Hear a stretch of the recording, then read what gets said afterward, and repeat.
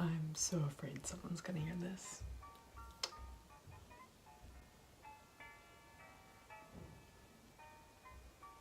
Today, as I am unfamiliar to YouTube and just about no one is familiar with me yet, I thought I would start the channel with a sit-down video, even though all the videos that I watch are vlogs, essentially.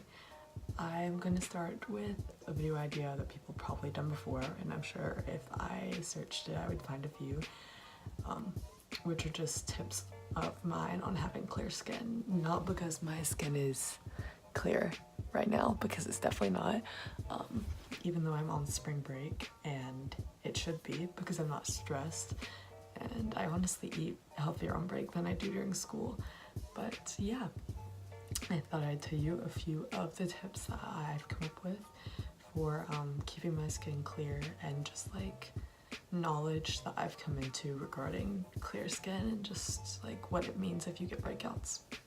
So first is like the type of breakouts on the certain regions of your face and like what they mean.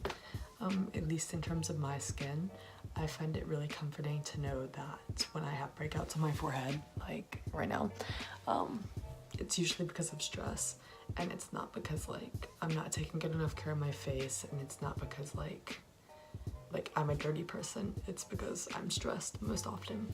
And then when it comes to my cheeks, which like I have a little bit of scarring, and I mean I have concealer on now, not that it's evenly blended, but when I have acne on my cheeks, it usually means that they're dirty.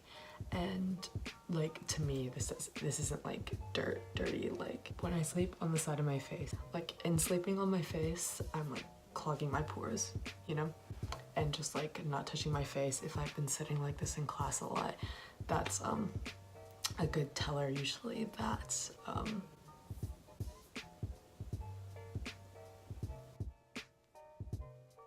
like if I've had my hand on my face a lot recently in class, that's an indicator of why I must have gotten acne there. And then for my chin, it's usually hormones. Like literally once a month, every month, I'll get the hugest spot on my chin, and it's so embarrassing and it gets so dry and ugly. But that's like what I know about my skin, and like I don't have to feel guilty usually, except for if I'm like touching my face for why I have acne, which helps me feel better. Second is something that I know not everyone does, and I didn't for a while until I moved into a dorm this year and basically became a germaphobe, is change your sheets like once a week, or every 2 weeks if that's all that you can do. Like anything's gonna help. Just like sleeping on dirty sheets, like putting your face on a dirty sheet at night, you can't expect to have clear skin in doing that, you know? So I make sure that I clean my sheets once a week, especially because I live in a dorm.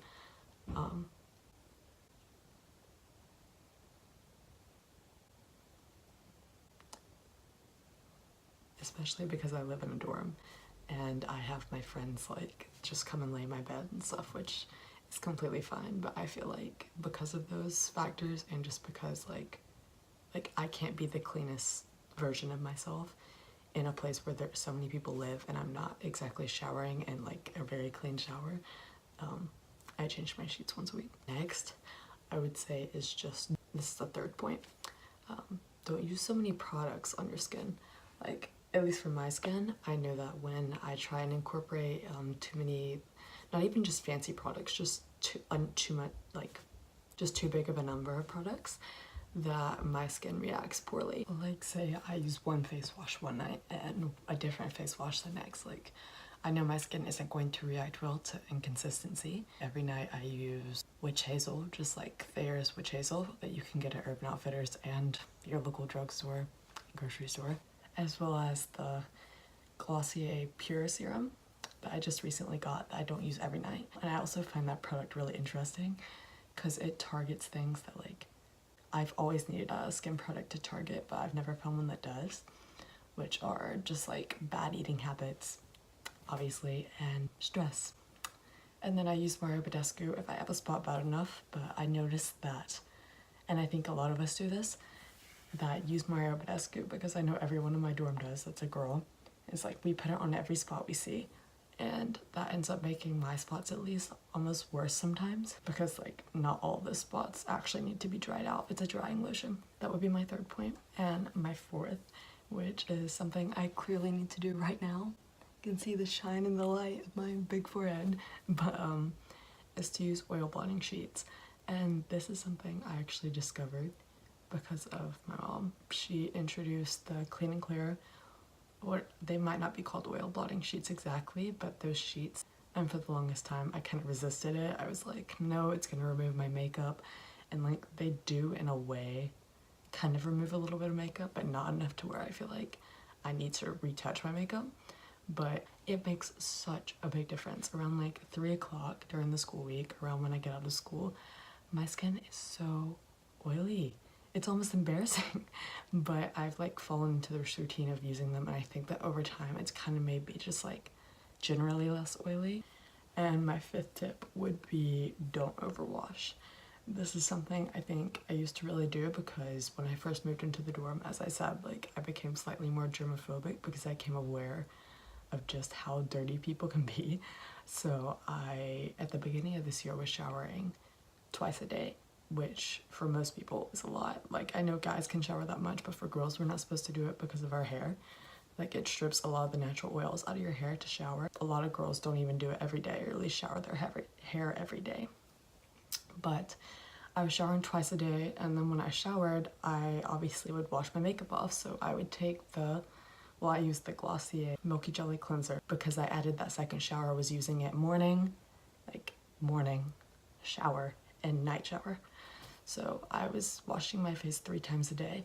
And one night I recall I studied so late that I just fell asleep with all my makeup on, and my skin was clearer when I woke up. I concluded that just because I didn't put in that 3rd wash, because I was probably already clean, like clean enough to sleep on my face, that my skin actually improved in cleanliness and appearance and all of that. So I found that like overwashing really irritates your skin and can create even more acne. This setting situation, let me just show you. Yeah, so I've got like this chair here, and I'm like literally off the side of it because like, oh my god, I'm never gonna get the setup back to what it was. But about halfway through this, I was sitting on like this plastic, I guess it's a plastic box, and it literally just like caved in under me. Say I used one face wash one night and one face.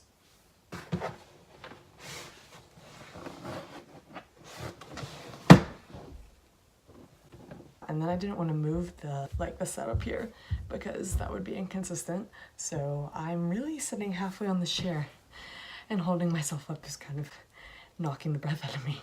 But yeah, that's all for today. Ignore my bad skin when I'm trying to give you clear skin tips. Thank you for watching, and I will hopefully see you if I ever muster the courage to make another video. And I've probably been looking this way the whole time. I just noticed that I'm not really like looking into the eye of the camera because this is an iPhone. Anyway, thank you for watching, and I'll see you in the next one. Bye. I really had to do that, didn't I?